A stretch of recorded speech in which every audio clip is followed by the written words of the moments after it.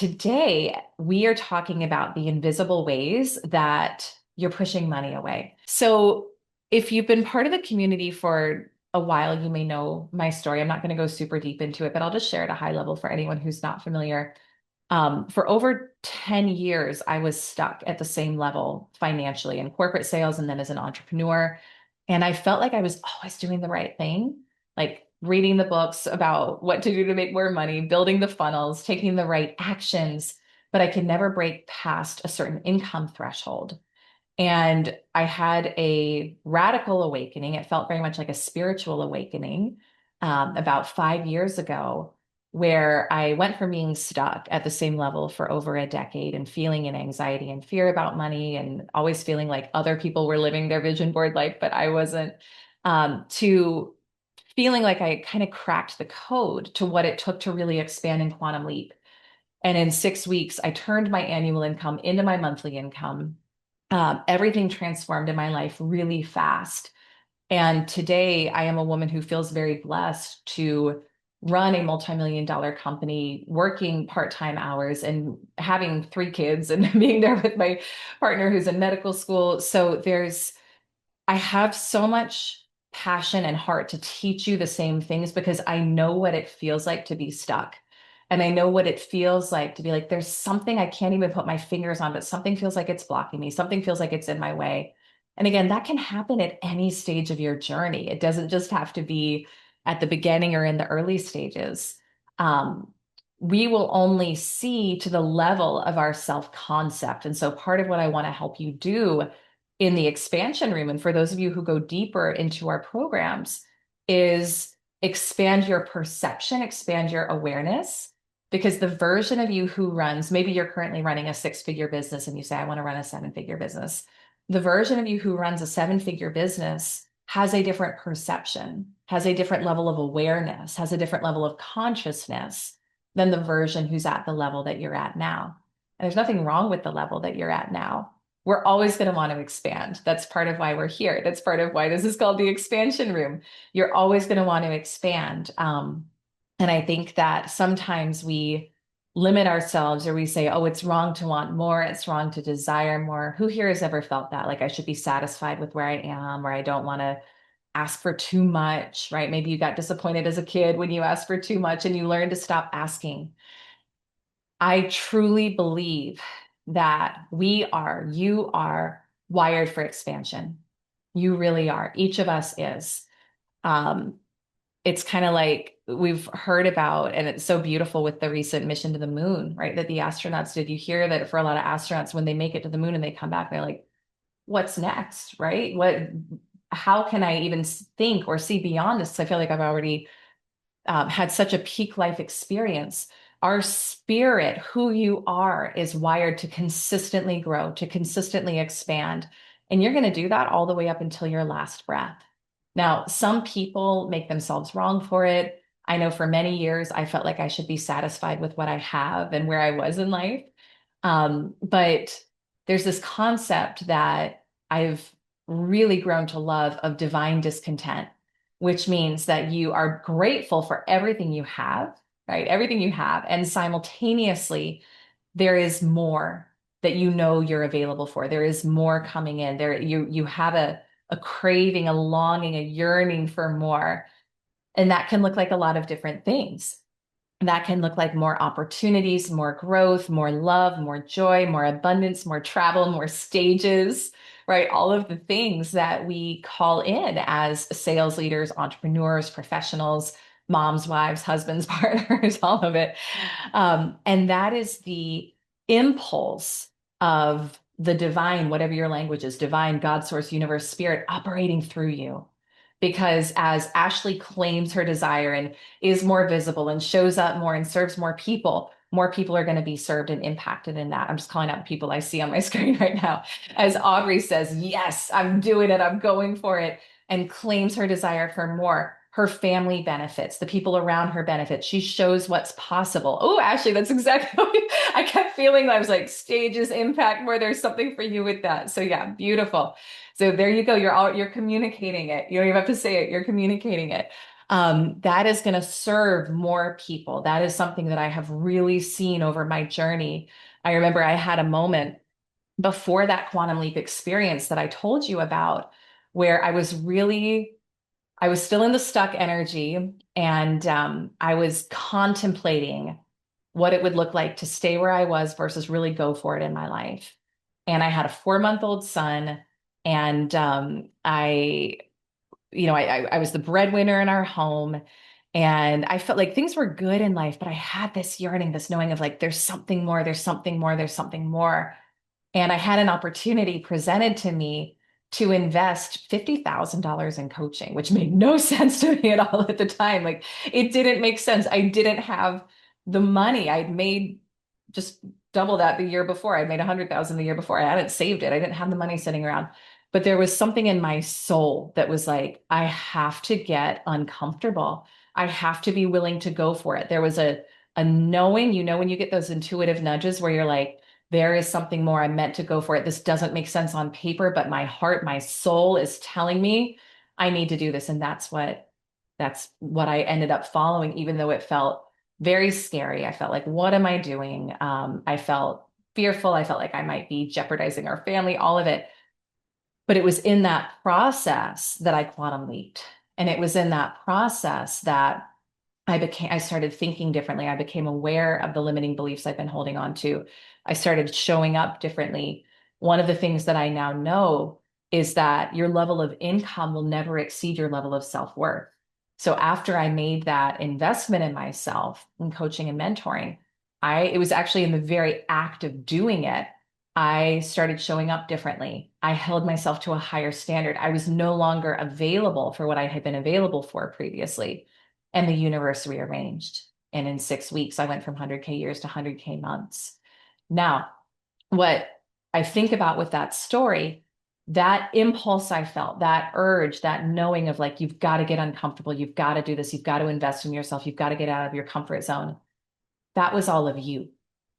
Does that make sense? When I think about it now, so we're 5 years into the new brand. I've been an entrepreneur for longer than that, but 5 years into She Sells and Superhuman Selling, and the number of clients we have served, the number of beautiful souls I've been privileged to connect with around the globe, that feeling of I'm supposed to do something more, I'm supposed to get out of my comfort zone. Like in that moment, if I had said, no, I'm just going to stay here, that investment is too big, that feels too scary, I'm uncomfortable, I'm going to wait until it makes sense, until it's convenient, until I have the money, right? All the things we tell ourselves, we would not be here today. I can tell you that right now, we would not be here today. And so that impulse that you feel of there's something more. I'm feeling like I want to follow it. I'm feeling like I want to grow. I have a feeling of I want more money in my business, which is money is just energy. It's just a resource. It's just energy, right? One of my newer friends I've had the privilege of getting to know, she's a lovely woman, Dana Grant. She was on the podcast a few months ago. She talked about take out the word money and replace it with energy. If someone's like, I need more money, but that can create resistance because money is a loaded topic, just say, I need more energy. I want more energy. See how much easier that feels to you in your body, right? And I loved that interpretation of it because it all is just energy. But if you're feeling that call, there is a reason. And the reason is it's not just your life, it's all the people that you're going to impact as a result of going for it. All right. And you don't know a lot of them today. Some of them you know, some of them you don't know yet. I had no idea, probably that most of you existed when when I was following that impulse.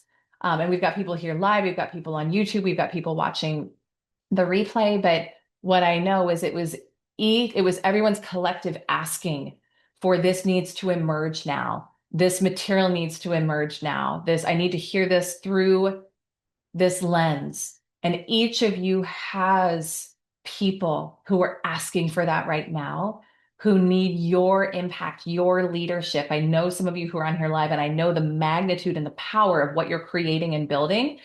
And it is not just about you. It's about the whole. It's about the collective. So it's really powerful. I want to give you a free resource to go deeper into the four quadrants method. Kudzai, if we could drop the link for the four quadrants free training in the chat, please. Again, that's part of why you want to be here live. You can grab all the links. But I have a training, a deeper dive training in the four quadrants of quantum sales growth. If you have not yet been through it, gone through it, take it. It's amazing. It's structured like a 7-day course that you can go through one video a day, and it's going to take you on a deeper dive of kind of that experience and how I quantum leap so that you can take that material and apply it to yourself for your own quantum leap. So we'll share that. My team will share that link in the chat so you can grab it. So, okay, let's talk about this. The invisible ways that you're pushing money away. This is fun, right? Because we think, okay, I want more money. Cool. I'm going to make some more calls. I'm going to do some more posts if you're an entrepreneur. I'm gonna need to do more, and then it's going to be there, right? And most people think that way, right? If I want to make more money, I'm going to need to do more. But I want to open you up to that's not true at all. It's not true at all. If you desire more money, but you're not making more, I want to invite you to, it's not so much what you're doing, but it's what you're unconsciously rejecting with what that means. So we're going to get into the under the hood of that today. Um, I used to go into companies and I've trained companies all around the world across virtually every industry you can imagine, B2B sales, B2C sales. I mean, you name it, I've probably trained it or sold it in the 20-ish years that I've been doing this, which I always feel it feels very strange to say that, but yeah, 20-ish years. Um, and I used to go into a lot of organizations to go train them and help them build out a different sales process so that they could grow their sales. And one of the things that I always thought was curious was I'd get brought in by a company, let's like a financial services company, and they'd say, okay, we want you to teach our team how everyone needs, like, here's how we close. Here's what you say when you close a sale with a new prospect. I would go in and I would teach it, but something interesting would happen. Everyone had the same strategy, right? Everyone has the same words to say, the same training, but some people would consistently be at the top of the leaderboard or the top of the company. Some would be in the middle, and some would consistently stay at the bottom. And then after a while, they wouldn't be there anymore. Why? Why? Everyone has the same strategy, but they have different results. I became aware that it wasn't strategy that people needed. Not that that can't help some, but it was consciousness, right? Some people, the people who consistently get top results, they identify themselves as being a top performer, worthy of more, that it's safe for them to have more. I worked with a woman in financial services years ago, and she had an amazing experience in our community, and she ended up, I think she either tripled or 10x her income. I don't know. It was some very beautiful number within 3 weeks of coming into our program, the 10K Club. It was crazy. Um, Not crazy. Normal people have amazing results like that, but it was one of those where you're like, wow, she really grew really fast. What she became aware of, though, through the material was that she would always get to a certain level of success and then she would stop. I don't know if any of you can relate to that, but she was also a soul cycle instructor. Now, I've never done soul cycle, but I've heard it's fun. I've heard it's also very challenging. And I guess there's some sort of a leaderboard that you can see, like where people's results are. If it wasn't soul cycle, it was something similar where she's a spinning instructor and you can see people's results on a board in the front of the room.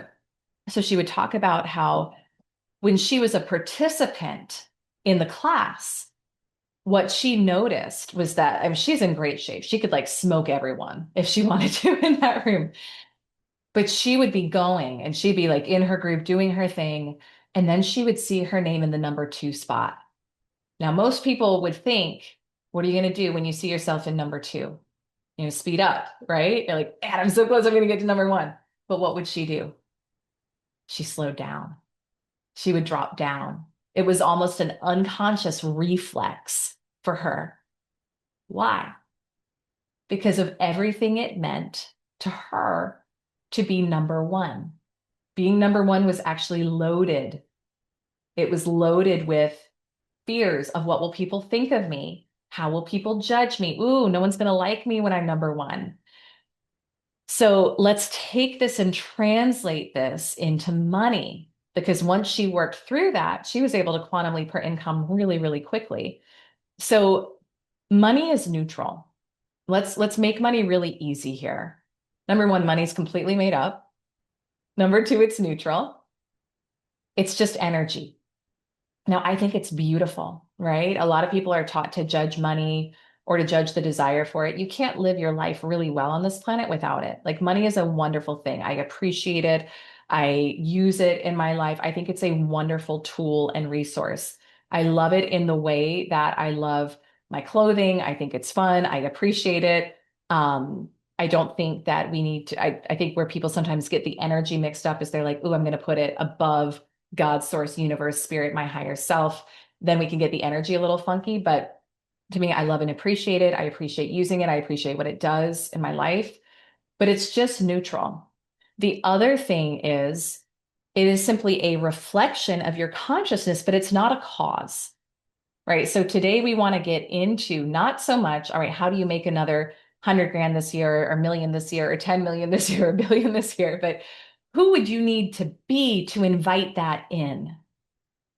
Who would you need to be to invite that in? I heard this said through Michael Beckwith recently that I thought was so powerful. And if you don't follow Michael, he's like one of my favorite spiritual teachers. I think he's amazing.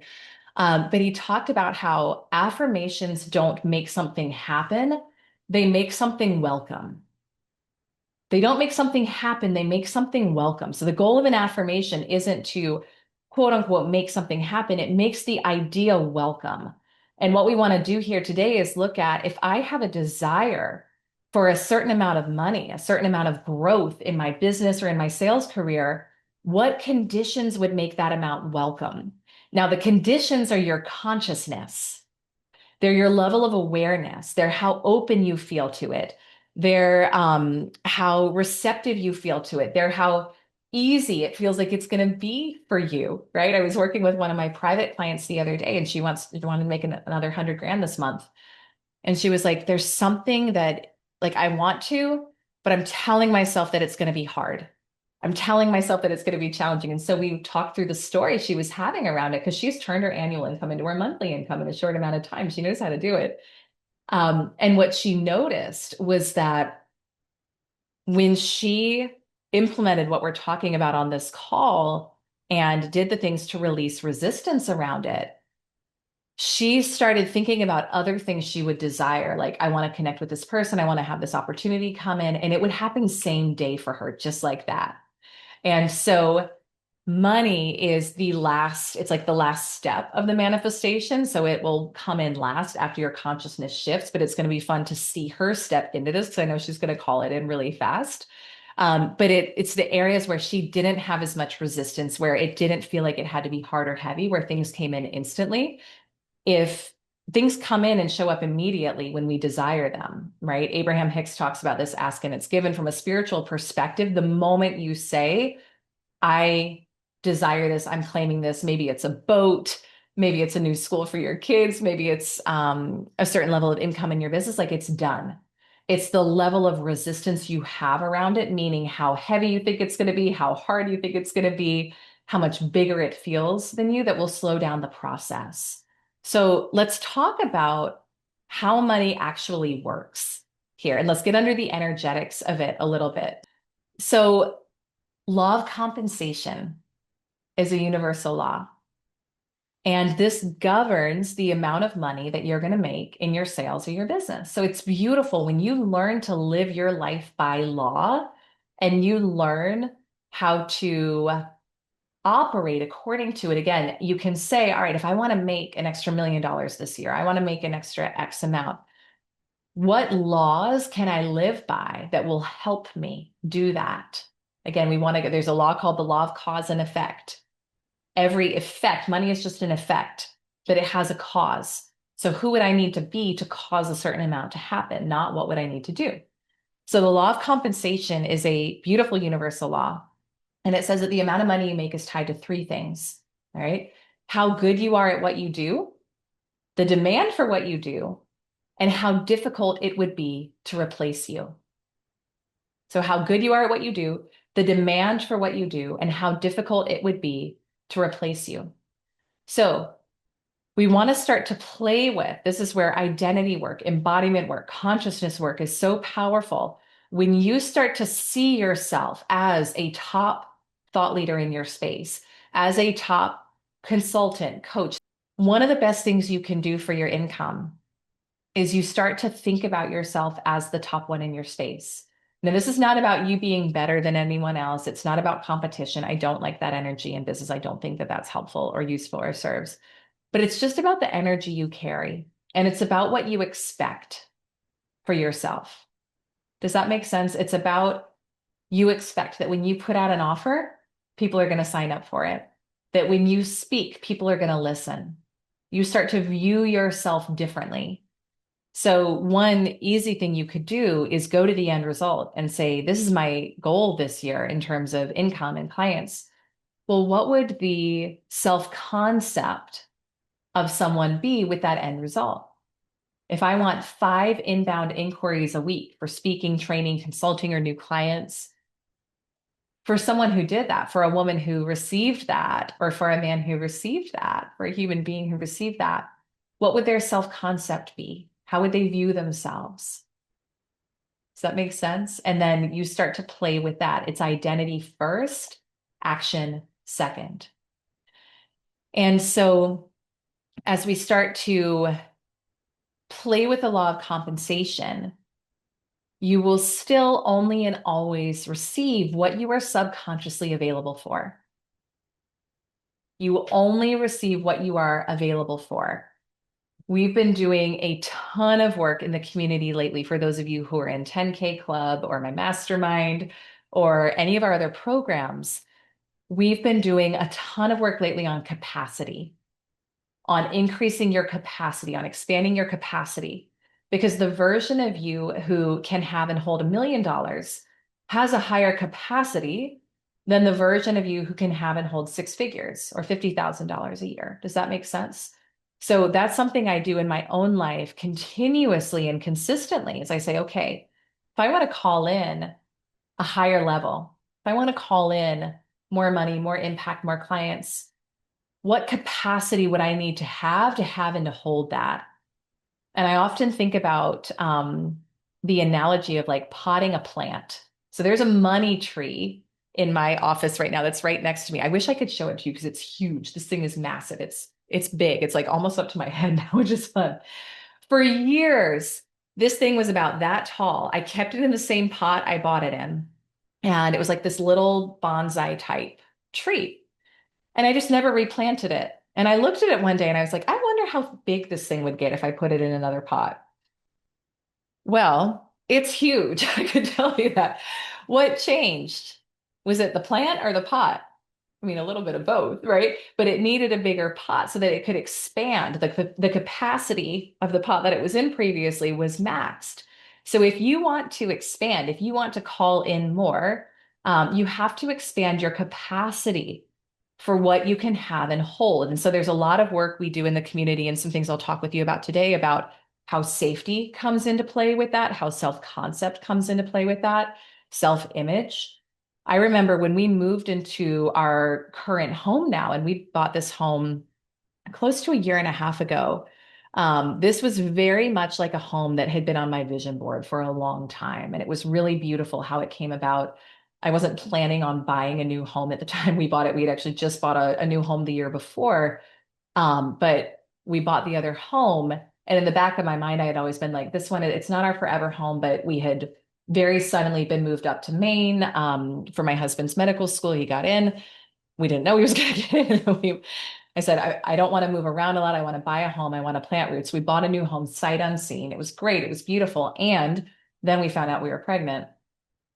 I think less than a year into that. And I was like, I'm not having another child in this home. It's too, I was like the plant in the pot. was like, we're out of capacity. So I said, we're going to get another home. It's going to happen. And didn't know how it was going to happen. But what I know through this work that's so powerful is you don't need to know how. You just need to know that you want it, that you're claiming it, and that it's happening. Got the lender, got our same realtor who had helped us buy the other home. I was like, you're going to love me. We're buying another home. Let's go. And we found this home that looks just like the home that had been on my vision board for about 5 years before we moved up here to Maine. Now, when we moved into the home, it was stretchy. The mortgage payment was way bigger than what I had ever done before. And there was a period of time for about a couple weeks when we moved into this home where I was like, is this okay?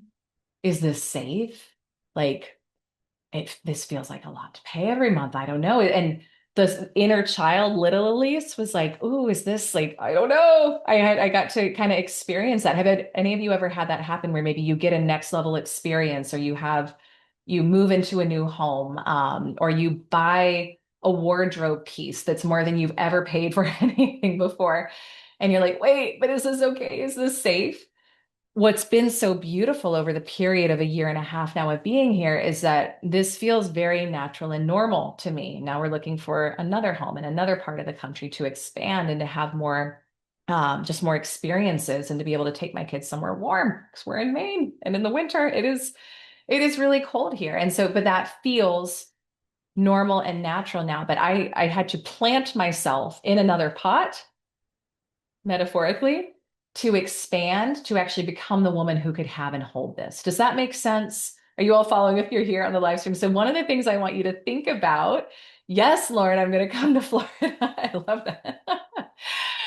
One of the things I want you to think about in terms of calling in and welcoming more money is, what would it look like to put yourself in a bigger pot, to plant yourself in that? Sometimes that can mean, let's say, joining a mastermind group, right? Where other people are making more money than you're already making, where it helps you see things differently. And suddenly you see what used to feel big suddenly feels small, right? Like we've got members who are in my mastermind who at one point, like $100,000 months would have felt big to them, but now they're like, that's natural and normal. That feels very neutral. That feels safe. That feels okay.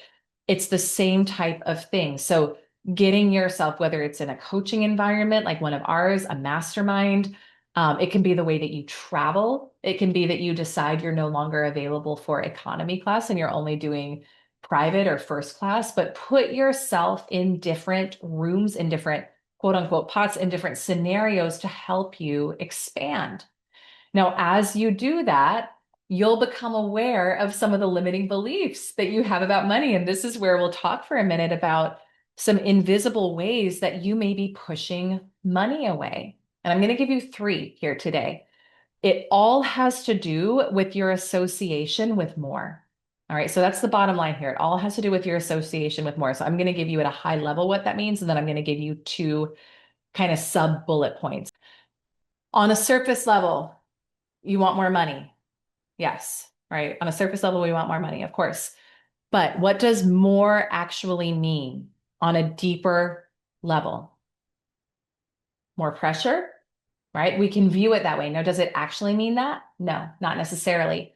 But it can mean subconsciously, we can view it as more pressure. It can also, if you think that money equals heightened responsibility, right? More responsibility, more things to take care of. I remember for a while when I felt like my current capacity was max. This was probably maybe when I had just hit my first 7 figures in business and I was thinking about expanding more. And I was like, oh, like the team I'm already leading, that feels like a lot to lead. The decisions I'm already making, that feels like a lot. Do I want to actually take on more? Consciously, I said yes, but unconsciously, my energy was no, I didn't want to take on more. So I got to work through that. Does more money actually mean more responsibility? Yes, in some ways, but can you also bring in people to help you with that, right? Do you bring in more support? Do you bring in more high-level leaders in your business or in your home life to help you with that? Yes. So if more doesn't feel safe for you, your subconscious will say, just like the client I told you about before who would get to number 2 on the leaderboard of her soul cycle class, and then she would slow down because for her, more didn't feel safe. And that ties in with our second thing. So, more money in many, I'm seeing here on this call who's in here, a lot of you are entrepreneurs, right? We've got, oh, Christy, functional medicine transitioning into coaching, very cool. We've got sales leaders and sales professionals in our community too. I see a lot of you who are here live today, at least in the Zoom, are entrepreneurs. And so, more money, where does money come from? It comes from people, right? At the end of the day, it's an exchange between people. So it can mean more visibility, right? So you can say, I want more money, but do I already have some resistance around visibility? Am I willing to be more seen? Because if I want to serve, if I want to make more money, that means that I'm going to be either increasing my rates a lot to the people who I already serve, or I'm going to be seen by more people, serving more people. Am I willing to be seen more? So I want you to think about right now, just tuning in with, does any part of me hold back right now around visibility? And that can look like you go to post online, but you feel resistance to it. You're like, oh, I don't have anything to say that's going to be useful or helpful. Or, oh, what if I get a negative comment, right? It can also look like, and I 100% can relate to this, saying only what you think will land with people or will resonate for people when you're speaking or sharing. How many of you have had that where you're like, you go to post and then you're like, oh, but what will so and so think of this, or what will everyone else think of this? And in the writing world, people call it writing for the critics, right? Are you writing for the critics? Are you speaking for the critics? You don't even know who these critics are, but you're holding back because you're afraid of what people are going to say. Actually, you had that happen just this morning. Beautiful self-awareness. Yeah, beautiful self-awareness. I used to only say as much as I thought was okay, especially on LinkedIn. So I come from a corporate background. I got a lot of my clients used to be like my client base used to be primarily corporate sales leaders. I'm a very spiritual woman. Like if you can't tell by this live stream, you know now. I'm a very spiritual woman. That does not mean there's one particular like religion or faith that is in our community. We have a very diverse community. I love it. And I used to not say things like God or spirit or universe in my content when I was talking. And then I was like, screw it. Like I'm not, I can't be me if I don't say what I really think and what I really mean. And if someone doesn't resonate with that, they're not my client and that's okay. But if I'm holding back because of some perceived comment from someone that hasn't actually happened, or maybe it did happen, they're not going to be my client anyway. Like anyone who's going to say something negative about it, they're not going to send me money. I don't care. Like they're not my clients. It's all right. This can also look like maybe playing small in rooms. Do you go to events, but you sit in the back, or you don't raise your hand, or you don't speak up? So, more money often means more visibility, right? Those of you who are feeling that call to really make an impact in the world, that means being visible in front of more people. And visibility requires safety and being seen. And then the third thing that I'll say here for relationship with more and what it means. And this, the third way that we can unconsciously push money away is if you have a lack of self-trust. If you have a lack of self-trust. Now, this one was big for me. And the core, like you think our brand on the surface is about sales, make more money. It is. But the core message of the She Sells brand and of everything that I want to bring to you through this is actually to trust yourself. Everything will change in your life when you trust yourself. Now, I could teach on this all day and not be done. So we're going to do just a high level of what this means for today. I realized at a certain point in my life that I did not trust myself. And I think many of us have that experience, and it can happen through maybe you have a trauma and you disconnect your head from your body, like you disconnect from your heart, you start to live just in your head. We've got a number of members of the community that we've helped with that. Or just even think about like as a little kid, I watch our kids now, we've got 3 kids, 5 and under, and they're like so clear on what they want and they're so joyful and like they want to try and they want to go for things. They want to get messy and dirty and do the things. And then what do grown-ups do? Like, oh, don't do it that way. Stop doing that. I was watching our 3-year-old Luke. He does something that we call experiments with his food, which really means he makes something really disgusting with his food. Like he pours it all to, he made the most disgusting thing this morning, I will tell you. I'm not even going to say what was in it.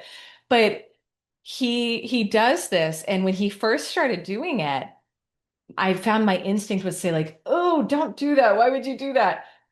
But I stopped myself because I realized he was following that impulse in, and that was like, what happens when I do this? So I don't say a word now. I'm like, babe, you follow your curiosity. Let's see how, like, you find out how that tastes. He tries to offer it to me. I'm like, I'm good, babe. But find out. And I told him this morning, while he was doing it, I was like, I hope you always follow your curiosity. But then we'll have sometimes other members of our family come over and he'll start to do it, and they'll judge or they'll pull the plate away and then like, not at the dinner table. Don't do that. That's disgusting. These little things happen where we stop trusting ourselves along something as seemingly simple and benign as that. What is that teaching at a deeper level? Don't trust like second guess yourself. Stop. You might displease others if you do what you really want to do. You might lose love if you do what you really want to do. So if you don't trust yourself fully and implicitly, money is simply a magnifier. That's all it is. It's just an amplifier of what already is. People think if I make more money, it's going to change me. No, it's not. It's just going to magnify who you're already being. All right. And if you struggle with self-trust right now, money is going to magnify that. If you struggle to make decisions, if you struggle to invest in yourself, if you fear that, like if you and your partner have money arguments in your marriage or in your relationship, money's going to magnify that. All right. But money's not the bad guy. It's just magnifying and amplifying the existing relationship that's already happening or the existing dynamic that's already happening. If you fear losing $100, or you fear making the wrong choice with $100 or $1,000 or $50,000, are you ready for 1 million? Are you ready for 2 million? Does that make it? Because you're playing at another game there, right? You've got an inherent belief there. If there's any sort of fear of losing the money, you fear it doesn't come back. That's not actually true, right? We print money. The law of circulation, money is meant to come to you and through you, right? Money is, it's something you get to learn with. We have to learn to let ourselves off the hook and a little bit and stop making it seem so important. Now, is it something that's wonderful to learn how to use and circulate? Yes. Does it matter? Yes. And I had a mentor say this to me one time, which really struck me. She said, any 5-star chef, the only way they got there was by cooking a lot of bad meals. It doesn't mean they weren't meant to be a 5-star chef. It just means they had to learn, right? Any wonderful musician, singer, anyone really talented that you watch on stages right now, they messed up a lot. They hit a lot of wrong notes. Why do we make it so final with money where we're like, I can't mess up? Right? It's because we have the wrong idea with it. Money is energy. It's consistently flowing. It's always there. I want you to start thinking about it like your breath. I want you to start thinking about it like oxygen. It's sustaining, it's life-giving, but it's always there for you. And when you need more, you just breathe in more. When you exhale, you exhale. It's not a big deal. That neutral energy with money will shift everything for you. It will shift everything. When I learned to shift into that energy and stop gripping and start following my desire and following my intuition and following like the nudges, like trusting the impulses within, which require you to circulate money often.